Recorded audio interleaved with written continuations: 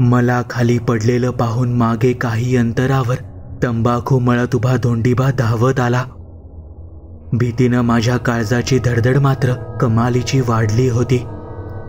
Form हाऊसच्या पायरीवर बसून लेन्स आणि कॅमेरा ठीक करत धोंडीबाला विचारलं, तिच्या घरच्यांनी शोध का नाही घेतला? कुणाचा? तो अंगण झाडता झाडता जागेवरच थांबला. मानसीच्या घरच्यांनी. असेल काहीतरी, पण ठावं नाही. काका, जर ती जिवंत असेल आणि या जंगलात भटकत असेल तर? ती चोहो बाजूला नजर फिरवत अडखळतच म्हणाले, जिवंत कशी असेल? काका, तुम्ही काहीतरी लपवताय माझ्यापासून. कुठं काय? मलाच काय ठाव नाही तर तुम्हासनी काय सांगू? तो जाणून बुजून माझ्या प्रश्नांना उत्तर देणं टाळत होता. पण मी शांत बसणार नव्हतो. रात्र झाली तसा धोंडीबा आपल्या घरी परतला. बेडवर जरी शांत पडलो होतो पण तरीही तेच विचारचक्र सुरू होतं. त्या दुपारचा तो प्रसंग राहून राहून आठवत होता आणि झटकन मनात एक विचार चमकून गेला. झाडावरून लपून बघणारी ती मानसी तर नसेल? आणि बेडवर उठूनच बसलो. मन कमालीचं अस्वस्थ झालेलं. रात्र जसजशी पुढे सरकत होती मनात नको नको ते विचार येऊ लागले. काही वेळ मोबाईलवर चॅटिंग केली पण कंटाळा आला तसा मोबाईल बाजूला ठेवत बेडवर आडवा झालो. समोर खिडकीतून गार वारा आत झेपावत होता आणि वाऱ्याच्या झोक्यासरशी काचेच्या खिडकीवरचा पडदा हळुवारपणे हेलकावे घ्यायचा. न राहून मी बेडवरून उठून खिडकीजवळ आलो. तो हेलकावे घेणारा पडदा किंचित बाजूला सरकवून बाहेर पाहिलं तर सारं गाव झोपेच्या अधीन झालं होतं. रातकिड्यांच्या आवाजासोबत दूर एखाद्या गावठी कुत्र्यांच्या केकाटण्याचा आवाज परिसर अधिकच भयान करत होता. रात्रीच्या काळोखा शुभ्र चांदण्यात डोंगराच्या पायथ्याशी दिसणारं ते गावाचं रूप अधिकच देखणं दिसत होतं. थोडा वेळ तसाच बाहेर पाहत होतो की बाहेरच्या दरवाजावर कोणीतरी थाप दिली. घड्याळाकडे पाहिलं तर 3 वाजून गेले होते. इतक्या रात्री कोण असेल? मी दरवाजाच्या दिशेने चालू लागलो. तशी एक गोष्ट जाणवली, ते म्हणजे आता दरवाजावर थाप पडत नव्हती तर दरवाजा बाहेरून जोरजोरात बडवला जात होता. एकतर नवीन जागा, बाहेर मिट्ट काळोख आणि रातकिड्यांचा कर्कश आवाज. रात्री 3ची वेळ आणि अशा वेळी दरवाजावर पडलेली ती थाप एखाद्याला हार्ट अटॅक द्यायला पुरेशी होती. माझी पावलं जागेवरच थांबली. भीतीनं एक एक पाऊल पुढे सरकू लागलो. दरवाजा आता इतक्या जोरात बडवला जात होता की आता कुठल्याही क्षणी तो तुटला जाईल आणि ते बाहेर जे कोणी आहे ते विजेच्या चपळाईनं माझ्या अंगावर झेप घेऊन मला ठार करेल असंच वाटू लागलं. धाड धाड आवाजानं अंगात भीतीची लहर उमटत होती. घाईघाईतच मी घरातील सर्व लाईट सुरू केल्या आणि भिंतीच्या कोपऱ्यात ठेवलेलं एक जाड बांबूचं दांडकं हातात घेऊन दरवाजाच्या दिशेने चालू लागलो. आता दरवाजावर हाताची थाप पडत नव्हती तर कोणीतरी जोरजोरात दरवाजावर लाथा घालत होतं. मी धीर एकवटून दरवाजाची कडी सरकवली. तसा झटक्यासरशी दरवाजा उघडला गेला. धडधडत्या काळजानं मी बाहेर पाहू लागलो पण बाहेर कोणीच नव्हतं. होता तो मिट्ट काळोख आणि पसरलेली नीरव शांतता. भयान, अगदी भयान राक्षसाच्या जबड्यासारखा अनाधार. त्यातच अंधारात झाडावर टिमटिमणारे काजवे मात्र इकडून तिकडे टिमटिम करत फिरत होते. बाहेर कोणी नव्हतं हे पाहून काळजातली भीती काहीशी कमी झाली पण संपली नव्हती. दरवाजा नीट बंद करून मागे फिरलो आणि काळजाचा ठोका चुकला. मागे एक मुलगी उभी होती जी खूपच अशक्त वाटत होती. विस्कटलेल्या केसांचं अक्षरशः पिंजर झालेलं. अंगावरचा पांढरा पंजाबी ड्रेस ठिकठिकाणी फाटलेला, कदाचित जंगलातील काटेरी फांद्यांमध्ये अडकून असेल. शरीरावर ओरबाडलेल्या जखमांमधून निघालेलं रक्त तिथे सुकून काळसर पडलेलं. रडून रडून डोळे सुजले होते आणि त्या अश्रूंनी डोळ्यांखाली काळसर रेषा उमटलेल्या. मला पाहताच तिला हुंदका फुटला. तिच्या डोळ्यात पाणी आलं. माझ्या समोर आपले हात जोडत ती गुडघ्यावर बसली. मला वाचवा. एवढेच शब्द तिच्या तोंडातून बाहेर पडले. तिची अवस्था पाहून मला काही समजेनासं झालं. एक 17-18 वर्षांची ती मुलगी माझ्याकडे मदत मागत होती. हॉलमधील सोफ्यावरती अगदी शांत बसलेली, पण तिची नजर जमिनीवर एके ठिकाणी खिळली होती. मी गरम गरम तयार केलेली मॅगी तिच्या समोर ठेवली, पण ती मॅगीच्या त्या भांड्याकडे फक्त बघत होती. कदाचित खाण्याची इच्छा असूनही तिला खायचं नव्हतं. मी तिच्या चेहऱ्याकडे पाहत म्हणालो, काय झालं, खा ना. तिच्या डोळ्यात पाणी येत होतं. ती हुंदके देत म्हणाली, भूक लागली आहे, खूप भूक लागली आहे. तिच्या अशा बोलण्यानं मला काही समजेनासं झालं. मी प्लेट पुढे सरकवत तिला म्हणालो, भूक लागली आहे, मग खा ना, तुझ्यासाठीच बनवलंय. हे नाही चालणार. अगं, आता चपाती भाजी मला नाही बनवता येणार. सकाळी कामवाली मावशी येईल, आतापुरतं हे खा. चपाती भाजी नाही. मग? मी कुतूहलाने विचारलं. तशी ती खिडकीवरील काचेतून दिसणाऱ्या भयान काळोखात आपली नजर उतवत म्हणाली, रक्त, प्राण्याचं गरम रक्त आणि रक्तानं भिजलेलं मांस, हे पाहिजे. तिने झटकन मानेला हिसडा देत माझ्या शरीराकडे पाहत पुढे म्हणाली, तुझ्याकडे आहे, देणार खायला. तिच्या नजरेला नजर भिडली तसा माझ्या अंगावरून सरसरून काटा आला. तिच्या डोळ्यात एक वेगळी चमक होती. काय बोलावं हेच कळेना. मी तसाच तिच्याकडे पाहत अडखळतच म्हणालो, रक्त, मांस, हे खातेस तू? बोलता बोलता माझ्या काळजाची धडधड वाढू लागली. तशी ती माझ्याकडे पाहत जोरात ओरडून म्हणाली, मला नाही, यांना पाहिजे. मी खिडकीकडे पाहिलं, पण कोणीच दिसत नव्हतं. बाहेर होता तो मिट्ट काळोख आणि फक्त काळोख. मी पुन्हा तिच्याकडे पाहत थरथरत्या आवाजात म्हणालो, पण खिडकीत तर कोणीच नाही. तुला नाही दिसणार, पण मला दिसतात, कारण माझ्या डोळ्यात तीळ आहे. तू मला बोलावतोय, पण मला जायचं नाही रे. ती आता खूपच घाबरली. कधी खिडकी तर कधी बंद दरवाजाकडे भेदरलेल्या नजरेने पाहत होती. घाबरून ती हुंदके देत आपल्या कानावर दोन्ही हात गच्च आवळून चोहोबाजूला पाहत म्हणाली, बघतो कसा ओरडतोय, कसा किंचाळतोय. फक्त मी आपलं शरीर द्यावं म्हणून, मला वाचव प्लीज. असं बोलतच आपल्या दोन्ही हातांनी तिने आपले कान गच्च आवळून धरले. पण तो आवाज फक्त तिलाच येत होता. तिची मदत करणार तरी कशी? तिची ती भयान केविलवाणी अवस्था पाहत माझ्या तर शरीरातील सारी शक्ती संपली. आपल्या दोन्ही हातांनी आवळून धरलेले कान तिने हळुवारपणे उघडले. कदाचित तो आवाज येईनासा झाला असेल.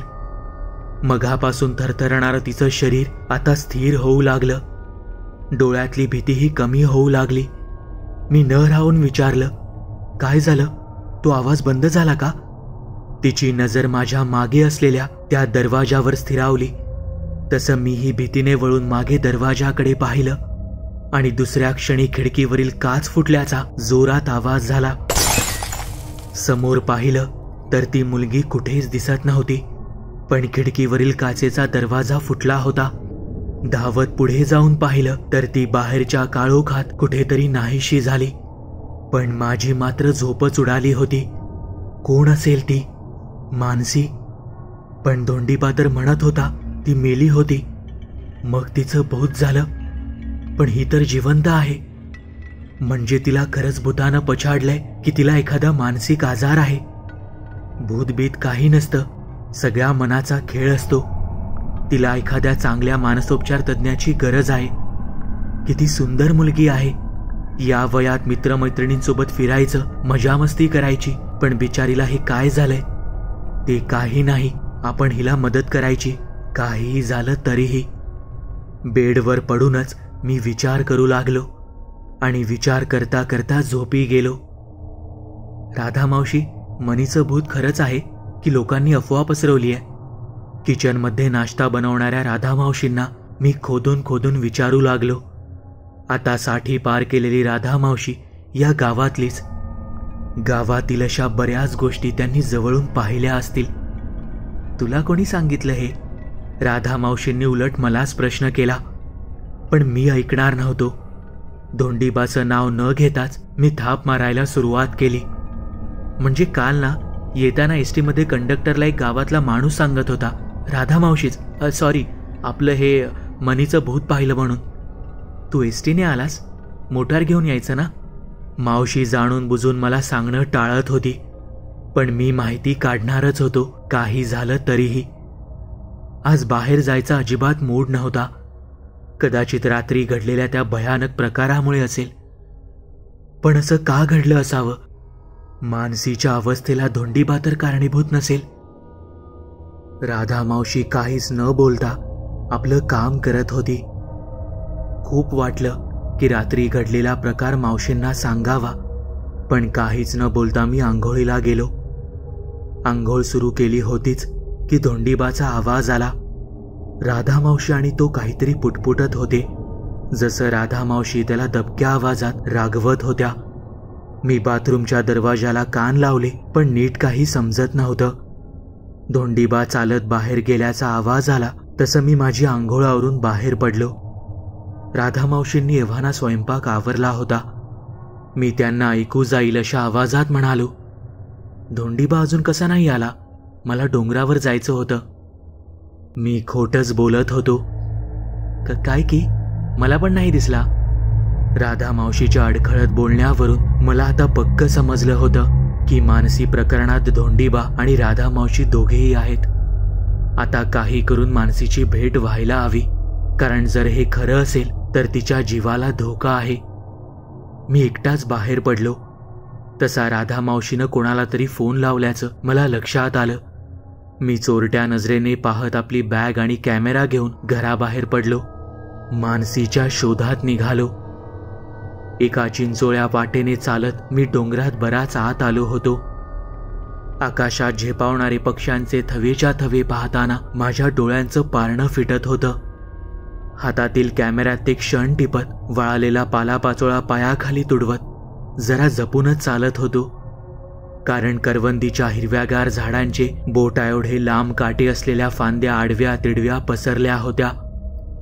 आता पाहावं तिकडं फक्त जंगल आणि जंगलच.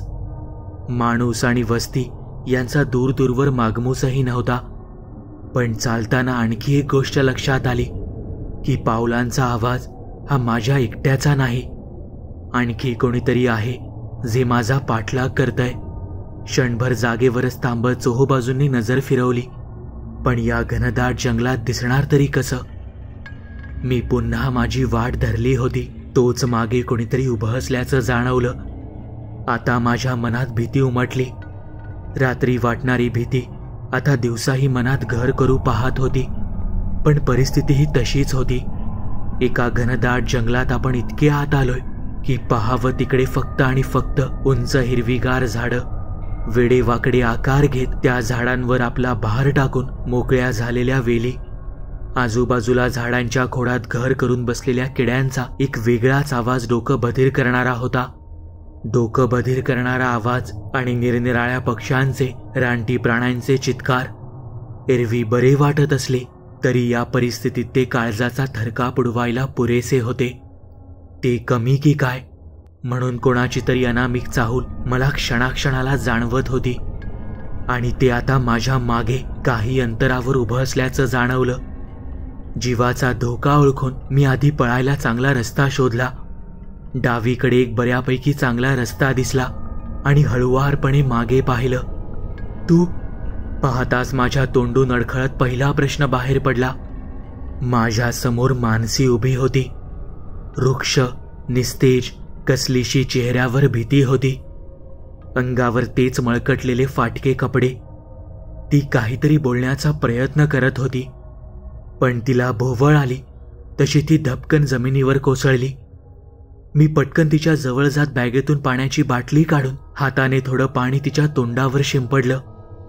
हॅलो मानसी, अगं शुद्धीवर ये, मी बडबडत होतो. ती हळूहळू शुद्धीवर आली आणि भीतीनं माझ्या गळ्यात पडून रडू लागली. काय करावं मला सुचेना. तिला धीर देत रडणं थांबवलं. आता सगळं काही तीच सांगणार होती जे धोंडीबा आणि राधा मावशीनं माझ्यापासून लपवून ठेवलं होतं. अगं काय झालं सांगशील? कोण तुला त्रास देतंय मला सांग, मी तुझी मदत करेन. माझं बोलणं ऐकताच तिनं आपले दोन्ही हात माझ्या समोर जोडले आणि पावलेल्या नजरेनं म्हणाली, मला वाचव रे प्लीज. मला जगायचं आहे, पण ते मला ठार करणार आहेत, म्हणून मी अशी जंगलात राहते. जोडलेले तिचे दोन्ही हात धरत मी विचारले, कोण मारणार आहे तुला? तसं तिने माझ्या मागे पाहिलं. मीही मागे वळून पाहिलं आणि सुन्न झालो. मागे धोंडीबा आडवळणानं धावत धापा टाकत माझ्या दिशेने येत होता.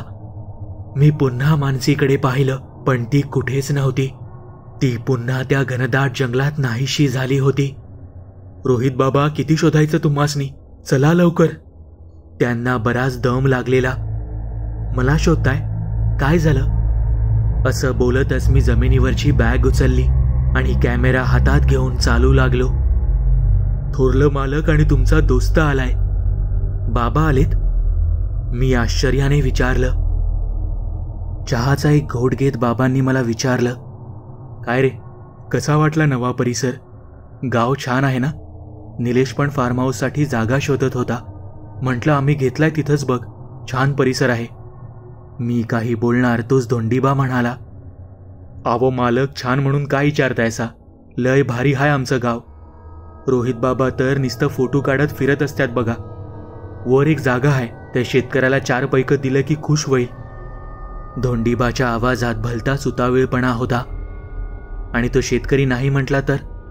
मी टेबलवरचा चहाचा कप उचलत म्हणालो. तसा धोंडीबा जरा अहंकारातच म्हणाला, या गावात सोडा, आजूबाजूच्या 7 गावात आपल्या शब्दापुढे जाईल असा माणूस नाही. बाबांनी धोंडीबाकडे पाहिलं. गाडीतली बॅग रोहितच्या खोलीत ठेवा. धोंडीबा बाहेर गेले. तसं मी एक एक गोष्ट उलगडू लागलो. बाबा, या गावात काहीतरी विचित्र घडतंय. विचित्र म्हणजे? बाबांनी चहाचा कप खाली ठेवला.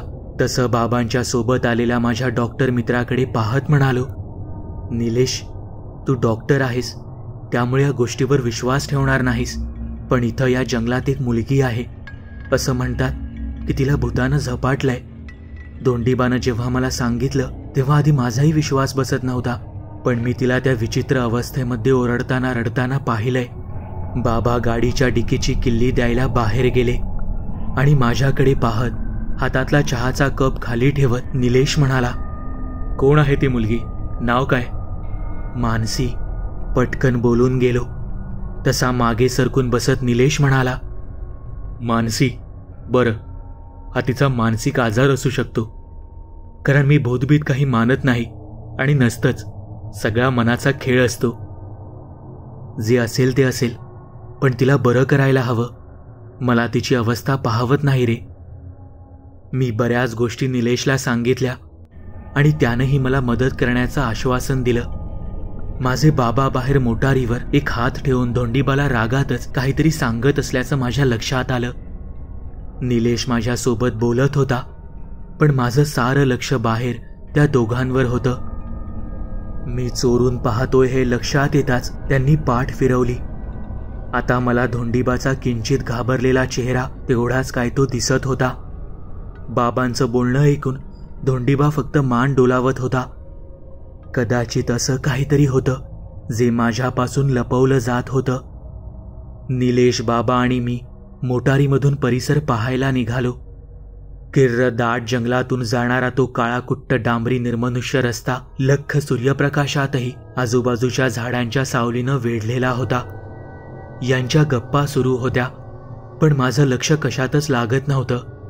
मागे बसून उघडलेल्या खिडकीच्या काचेतून झेपावणाऱ्या थंडगार वाऱ्यानं मन कमालीचं सुखावत होतं. क्षणभर वाटलं की गाडीच्या छतावरची ती काच उघडावी आणि त्यातून शरीर बाहेर काढून मनसोक्त ओरडावं, पण मनाला आवरलं, कारण सोबत बाबा होते आणि त्यांच्या पायात कोल्हापुरी चप्पल होती. नाही म्हणजे आत्ता कुठे जरा केस वाढलेत, उगाच चपलानं. वेड्या वाकड्या वळणामुळं गाडीचा वेग आता कमीच होता. 30-40 किमी वेगानं धावत असेल. मी आपल्या विचारात मग्न होतो की माझी नजर डाव्या बाजूला एका किंचित रिकाम्या जागेवर गेली आणि काळजात धस्स झालं. दूरवर तीच मुलगी रिकाम्या जागेवर उभी माझ्याकडे एकसारखी पाहत असल्याचं माझ्या लक्षात आलं. विस्कटलेल्या केसांनी तिचा चेहरा अर्धवट झाकल्यानं तो दिसत नव्हता, पण मी कपड्यांवरून ओळखलं की ती मानसीच होती. ती एकसारखं आमच्याकडे पाहत होती. जेव्हा आमची मोटार झाडाजवळून जायची तशी ती आमच्या आणखी जवळ येत असल्यासारखं वाटू लागलं. पुढच्या सीटवर निलेश आणि बाबा गप्पा मारण्यात दंग झाले होते. प्रत्येक वेळी तिच्यातील आणि आमच्यामधलं अंतर कमी होत असल्याचं जाणवत होतं. आमची मोटार एका अजस्त्र झाडाजवळून पास झाली तेव्हा ती समोर रस्त्याच्या डाव्या बाजूला केवळ आमच्यापासून 20 पावलांवर उभी असेल. माझी नजर तिच्यावरच खेळली होती. मोटार पुढे जाईल तशी ती दूर दूर जात दिसेनाशी झाली. मी मान वळवून मागे पाहत होतो, पण ती नजरेआड झाली होती. आता पुन्हा एक मोठं झाड डाव्या बाजूला उभं दिसलं आणि मनात विचार आला की आता ती या झाडापलीकडे उभी असणार. जसजसं ते झाड जवळ येईल तसतशी माझ्या काळजाची धडधड वाढू लागली. मी श्वास रोखून त्या झाडापलीकडे काही दिसतंय का ते पाहू लागलो. आमची मोटार त्या झाडाजवळून पास झाली, पण ती मुलगी नव्हती. मी गाडीच्या काचेतून दोन्ही बाजूला पाहू लागलो, पण ती कुठेच दिसत नव्हती. मी सुटकेचा निश्वास टाकला आणि मागे सरकून सीटवर निवांत बसलो आणि काळजाचा ठोका चुकला. मला ती समोरच्या रस्त्याच्या अगदी मधोमध उभी दिसली. काळ्या भोर मोकळ्या केसांमधून अर्धवट दिसणारा तिचा चेहरा, अंगात संपूर्ण काळवंडलेला पंजाबी ड्रेस जो दंडावर, पोटावर, मांडीवर फाटला होता. तिला असं पाहून माझी तर दातखिळच बसली. मी बाबांकडे पाहिलं, पण त्यांचं लक्ष निलेशकडेच होतं. मी ओरडून सांगण्याचा प्रयत्न करू लागलो, पण माझ्या तोंडून शब्दच फुटत नव्हते.